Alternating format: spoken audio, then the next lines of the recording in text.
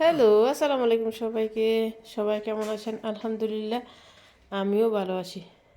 আজকে আমি রান্না করব রুই মাছ, ফুলকপি, আলু আর টমেটো দিয়ে।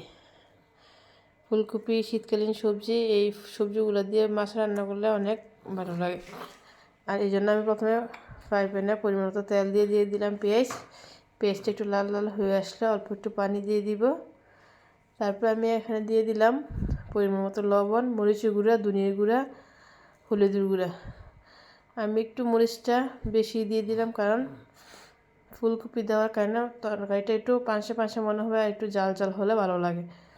তারপরে দিয়ে দিব কয়েকটা বটবুটিগুলো আমি আগে থেকেই সিদ্ধ করে নিয়েছি। তারপরে ফুলকপি আর আলুগুলো দিয়ে মশলাটার সাথে ভালো করে মিশিয়ে নিয়ে আমি একটা ঢাকনা দিয়ে ডেকে দিব 5 থেকে 6 মিনিট পরে। কিছুক্ষণ পরে ঢাকনাটা আবার উঠিয়ে একটু নাড়াচাড়া করে দিব যাতে লেগে না যায়।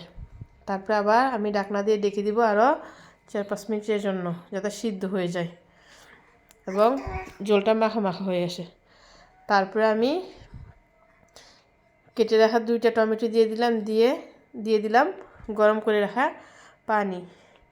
পরিমাণ মতো পানি দিয়ে ভালো করে নাড়াচাড়া করে একটা ঢাকনা দিয়ে ডেকে দিব বলক আসার জন্য। কিছুক্ষণ পরে যখন বলক চলে আসবে তখন আমি দিয়ে দিলাম কয়েকটা কাঁচামরিচ আর ভেজে রাখা রুই মাছগুলা। তারপরে রুই মাছগুলো দিয়ে আমি হালকা একটু নাড়াচাড়া করে দিব। নাড়াচাড়া করে তারপরে এটার সাথে আমি আবার দিয়ে দিব কয়েকটা ধনিয়া পাতা। এই তরকারিতে ধনিয়া পাতা ব্যবহার করলে তরকারিটা খেতে অনেক ভালো লাগে, স্বাদটাও অনেক গুণ বেড়ে যায়। আর ধনিয়া পাতাটা ব্যবহার না করলে তরকারির স্বাদটা ওইরকম ভালো লাগে না।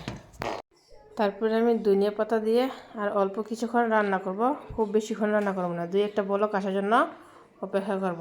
ধন্যবাদ সবাইকে এতক্ষণ আমার সঙ্গে থাকার জন্য।